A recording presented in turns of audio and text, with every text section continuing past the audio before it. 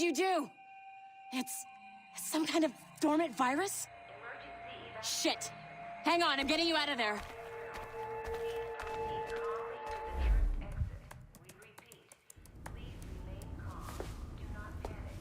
Sorry for the rough exit. Earpiece working, check. You were just an animus.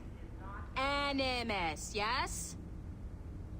You were using it to access a genetic memory file in Helix labeled Shay Cormac? You work for Abstergo Entertainment, remember? Any of this ringing a bell? Your session triggered something bad, and it's affecting the whole building. We need to find your boss. You haven't forgotten your boss, have you? Melanie LeMay, zipper, chipper, overachiever? Here, take your communicator, check it if you got lost. Now let's get out of here. Follow me. Double time. This chaos is absolutely your fault, in case you're wondering. Just like we practiced in our safety drills. Everything is gonna be okay, guys. Stay positive. What the hell is happening? A file labeled Shay Cormac was booby-trapped with some kind of virus. Your job is to prevent things like this. We need to contain these genetic memories, then we can destroy them. No. Isolate them. I want to study these memories. But... With respect, Miss LeMay, this is not a request. You heard the man. fine. I need to borrow your numbskull. That okay with you, Ms. LeMay? Hey there, this might seem a bit weird, but you're gonna work for contractors we hired to, you know, upgrade our security. Mr. Ottoberg and Miss Violet DaCosta. Call me Violet. I have to go check on our people and prepare a statement for the press. Do whatever they tell you to do, okay? Go team! Technically, you're not responsible for this, but you're the one who let the virus out, so I think it's only fair you help me clean it up. Mr. Berg wants us to relive Shay's genetic memories. To do that, we need to access them from Helix. But the Helix is down. We'll have to reboot the main servers in the basement. Man, whoever designed this virus is a genius. Not only does it restrict our access to the cloud, it's adapted to fuck up the other operating systems that regulate building functions. Melanie? The elevators are out of commission. Are we stuck on this floor? Damn, yes. I'll get a repair crew on site ASAP. There's a working area server on this floor. I guess it'll have to do for now. Agent DaCosta, I want regular updates on your progress with Shay's genetic memories. Why? He's just a nobody as far as I can tell. If Shay Cormac is who I suspect he is, then this temporary setback may provide us with an unexpected reward. Proceed to the server room on this floor.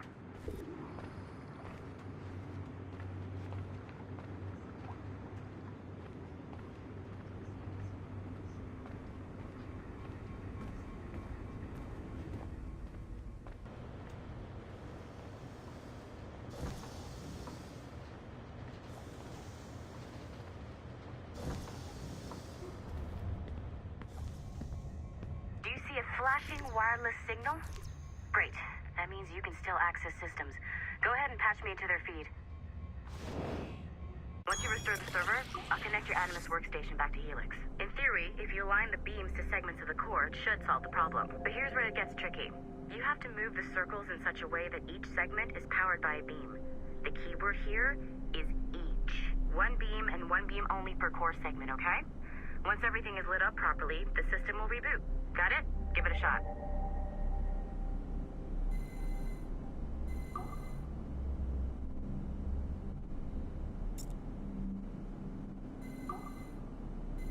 Good job. This core wasn't too complex, but rebooting the advanced hardware in the rest of the building will require more work.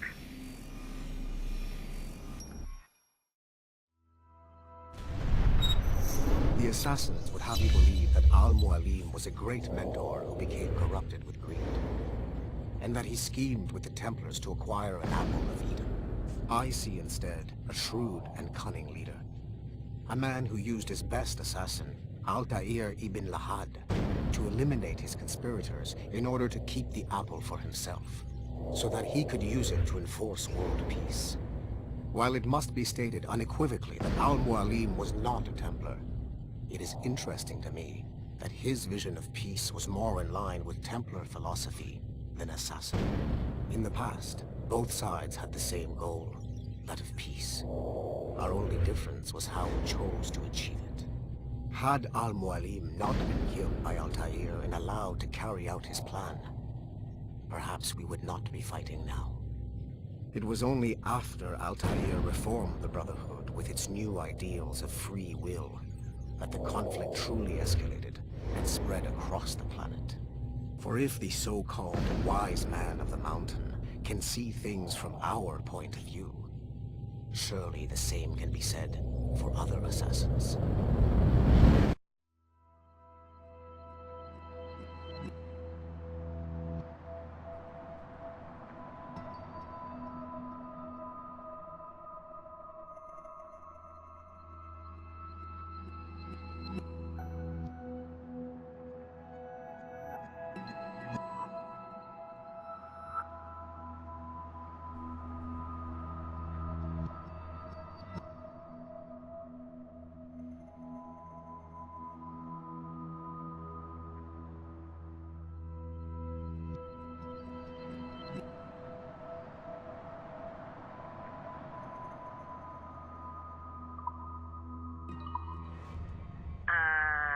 Okay.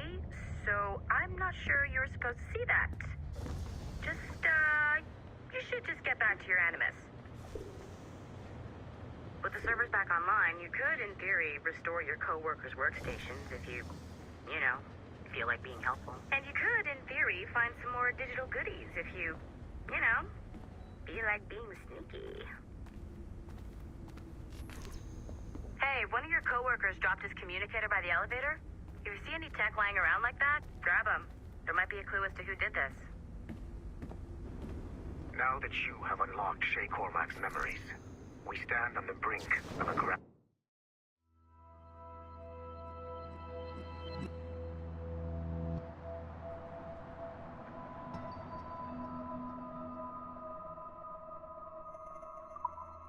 discovery. Nice find. If it was me, I'd snoop to see if there's any juicy stuff on it. But I might be a terrible person. I know you must have questions about your new assignment, or about me. For now, all I will say is that Shay's story contains the answers. Shay will lead you to a greater understanding.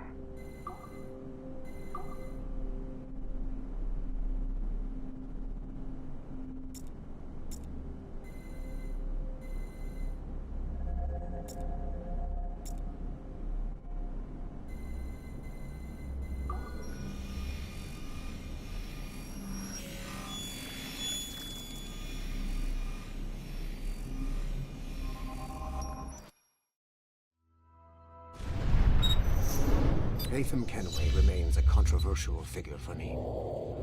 I have great respect for him. After all, he was the Grand Master of the Colonial Rite, charged with finding a precursor site. Haytham was cunning and ruthless, but he had a streak of emotional weakness that ultimately triggered his downfall. He lost his father when he was a child, and the British Grand Master Reginald Birch raised him to become a Templar Knight. Haytham eventually learned that his father, Edward, had been an assassin. That he chose to stay a Templar, rather than follow in his father's footsteps, indicates to me that he believed he was already on the right path. When Haytham discovered that Birch was the one who murdered his father, he and his sister killed him in revenge. I believe this was the beginning of his downfall. Templars kill for efficiency, not petty emotions. When he discovered that his son Connor was an assassin working against him in the colonies, the same emotional weakness stayed his blade. A pity Connor did not show him the same mercy.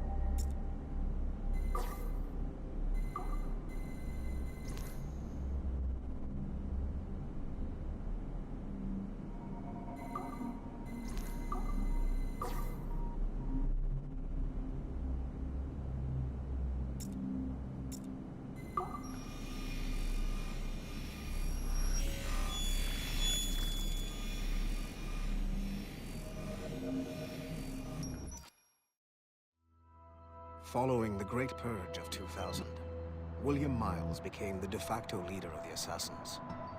A cunning and ruthless strategist, he trained several agents who infiltrated Abstergo, including Clay Kazmarek and Lucy Stillman.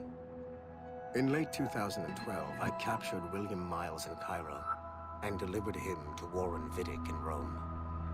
Miles' son, Desmond, attacked Abstergo, killed Vidic and Master Templar Daniel Cross. He fled to a First Civilization temple in New York. On December 21st, Desmond Miles was killed inside the precursor structure. The grieving William Miles went underground and left the Brotherhood in the hands of Gavin Banks. Banks led a small team across the globe, attempting to rebuild assassin cells. We have confirmed sightings in Kyoto, Moscow, and Paris. Miles resurfaced in late 2013, and we have confirmed his involvement in the infiltration of Abstergo Entertainment Montreal by the assassins Sean Hastings and Rebecca Crane. Both Miles and Banks remain at large. Agent Acosta has tasked the Akashic satellite Plexus to sweep the planet for traces of assassin activities. We have yet to locate them.